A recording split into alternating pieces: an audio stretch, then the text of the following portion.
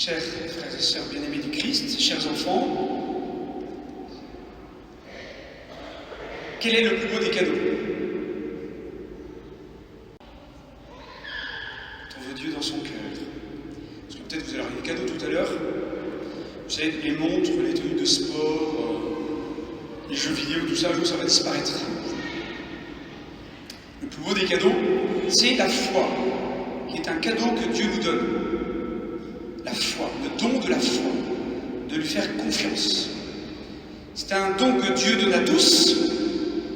Le problème, c'est plutôt nous que Dieu, qui mettons des obstacles, qui résistons, qui avons du mal à croire, qui avons du mal à faire confiance, etc. Et donc le but, dans ce cadeau que Dieu nous donne, c'est d'ouvrir le cœur, c'est de l'accueillir, de recevoir ce cadeau. Vous savez qu'un cadeau, c'est dans deux sens. Si quelqu'un vous fait un cadeau et que vous n'en voulez pas, bah c'est plus un cadeau. Il faut que quelqu'un le donne, il faut que quelqu'un le reçoive. Et ce beau cadeau de la foi, il est le plus beau parce que Dieu vous le donne et parce que vous êtes invités à le recevoir, à l'accueillir dans votre vie, comme chacun de nous ici. Parce que c'est chaque jour, pendant toute notre vie, pas seulement le jour de sa confession de foi, qu'on doit ouvrir son cœur et accueillir le don de la foi. Alors justement, au début, j'aimerais vous dire la foi en quel Dieu? En qui? En quoi? Il y a des millions de dieux différents. J'ai vécu en Inde. Vous savez combien il y a de dieux pour les Indiens, les hindous? 33 millions, à peu près. On n'est pas à un près. Eh bien, ça fait beaucoup.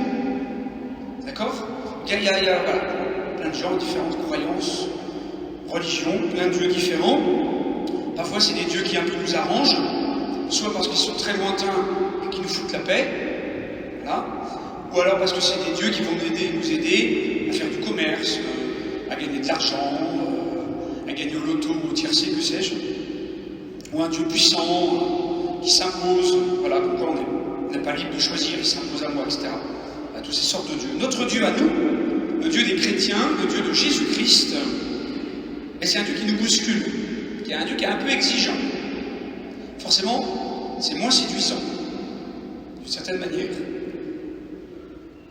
Et ce que je me disais en préparant, mais même s'il y a des éléments très forts qui nous donnent de croire, par exemple, tout l'été ici dans la cathédrale, il y aura une exposition sur le Saint-Suaire de Turin, le linceul de Turin. Je suis en train de lire des choses dessus, il y a des éléments presque scientifiques incroyables qui me donnent de voir le Christ. Et je me dis, même si on avait une preuve irréfutable de l'existence de Dieu, certains ne veulent pas croire. Parce que ça les remet en cause, ça les dérange, ça les bouscule, ils ne veulent pas. Certains ne veulent pas croire, même devant une preuve irréfutable parfois, que Dieu existe, que Dieu est là. Et donc, il faut, pour nous, croire en Dieu. Alors, quel Dieu? D'abord, Dieu existe, on peut le voir par la raison, par la réflexion. Et surtout, Dieu se dit qui il est. Et Dieu va se révéler, les enfants. Il se révèle. Et aujourd'hui, les enfants, ce dimanche, Dieu, il dit qu'il est quoi? Qu'il est qui?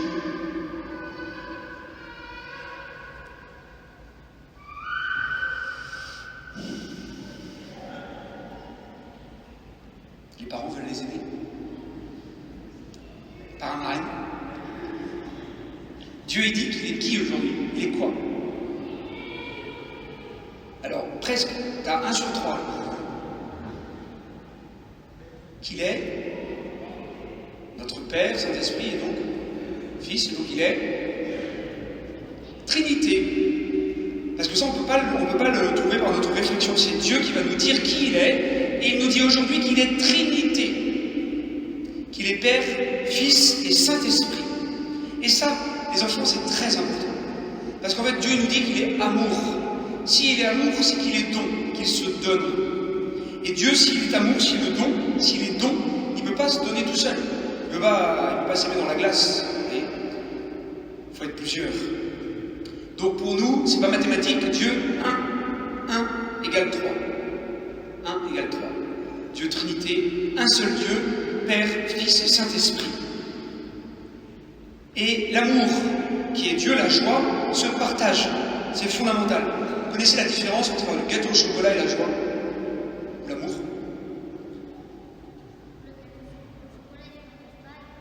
Ah bah non. Le gâteau au chocolat, Tilio, plus tu le partages aux autres, moins t'en as pour toi. Plus tu le donnes, moins t'en as pour toi. La joie ou l'amour, plus tu le donnes autour de toi, plus t'en as. Plus t'en as. C'est bien formidable ça. Vous voyez? Et ça, c'est l'amour et la joie qui vient de Dieu, Père, Fils, Saint-Esprit. Vous faites de la cuisine un peu?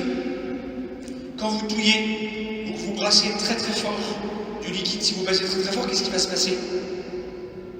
Ça va? Hein? Ça va passer à côté, ça va déborder. Bien nous, c'est un peu ce qu'on est, nous, en fait.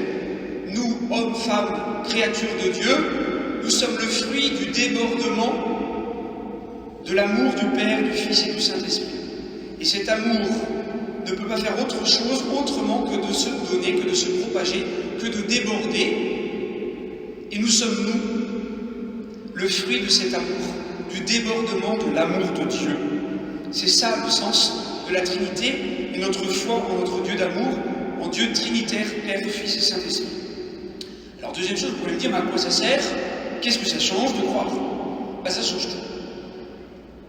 Ça change tout, fondamentalement. Vous pourriez dire, ça ne sert à rien, c'est inutile. Eh bien non, parce que d'abord ça donne du sens.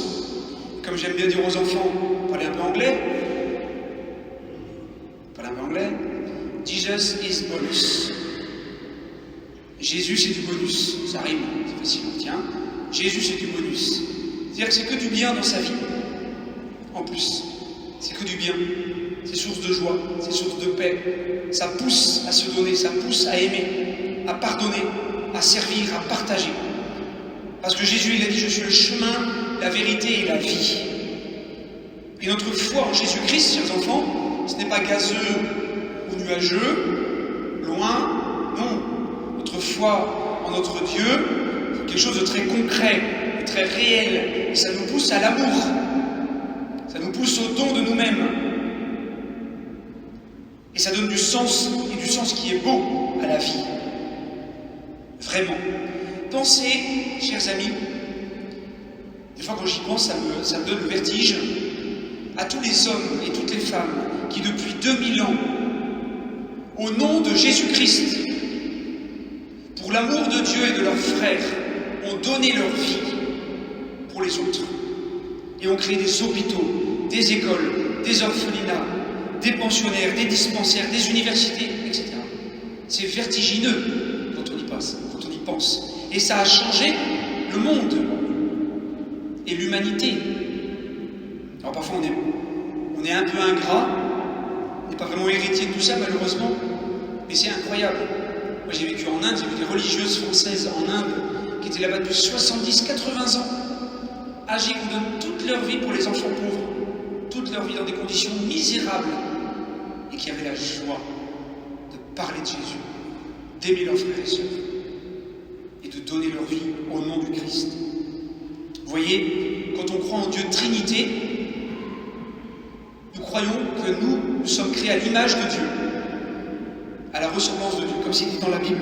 Et donc, nous sommes des êtres sociaux, des êtres qui devront vivre ensemble, dans une relation les uns avec les autres, dans l'amour, dans le don de soi-même, en communion, en lien les uns avec les autres.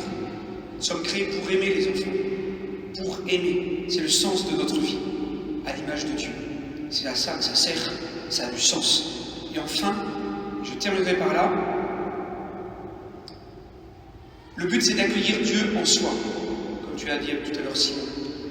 Et donc de prier. Qu'est-ce qu'on fait quand on commence à prier, Tilio? Ou les autres, qu'est-ce qu'on fait quand on commence à prier? On termine, on fait quoi? On fait un signe de croix. Victorien, un signe de croix. Parfois, on fait un peu ça machinalement, ça. Hein? Un beau signe de croix. En pensant à ce qu'on dit. Au nom du Père, et du Fils, et du Saint-Esprit. Amen. Je me mets en présence de Dieu Trinité. Et quand j'entre dans une église, quand je passe devant une église, ou un calvaire, ou une croix, ou une statue, je fais un signe de croix. Quand je me lève le matin, quand je me couche le soir, je fais un signe de croix. Et je me mets en présence de Dieu, Père, Fils, Saint-Esprit, Dieu d'amour, pour deux choses, les enfants. Pour qu'il soit présent dans mon cœur et qu'il grandisse dans mon cœur. Parce que Dieu, Père, Fils, Saint-Esprit, il est présent en moi. Il est présent en moi. Et il faut qu'il grandisse en moi. Qu'il prenne toute la place en moi. Pour que l'amour grandisse. Et qu'en même temps, Dieu, Père, Fils, Saint-Esprit en moi, me conduise, me porte à vivre un jour en communion totale, pleine et entière avec le Dieu, notre Dieu, Père, Fils et Saint-Esprit. Dans cette plénitude d'amour, nous serons dans une joie parfaite, profonde. Et c'est double dimension de la prière, dans mon cœur, au fond de moi, pour me conduire à sortir de moi et aller vers Dieu, en allant vers mes frères, et en vivant cette communion d'amour du Père, du Fils et du Saint-Esprit. Alors, chers enfants, les petits et les grands, on va bien s'asseoir, et puis on va prendre un temps justement pour prier. On peut fermer nos yeux pour prier, afin d'ouvrir notre cœur. Si besoin, on peut ouvrir nos mains pour signifier cette ouverture du cœur, cette prière du cœur. Et avec la Vierge Marie, avec tous les saints du ciel, toute l'Église, en communion les uns avec les autres. Et nous prenons ce temps de prière et de silence pour descendre tout au fond de notre cœur et écouter et voir la présence de Dieu et préparer nos cœurs et notre vie à rencontrer Jésus qui vient à nous en cette Eucharistie et à dire que nous croyons en lui. Oui, Seigneur, je crois en toi, j'espère en toi, je t'aime et je t'adore. Amen, je crois en toi, Jésus. Viens en ma vie, viens en mon cœur. Donne-moi ta joie et ton amour. Prenons ce temps de silence et de prière.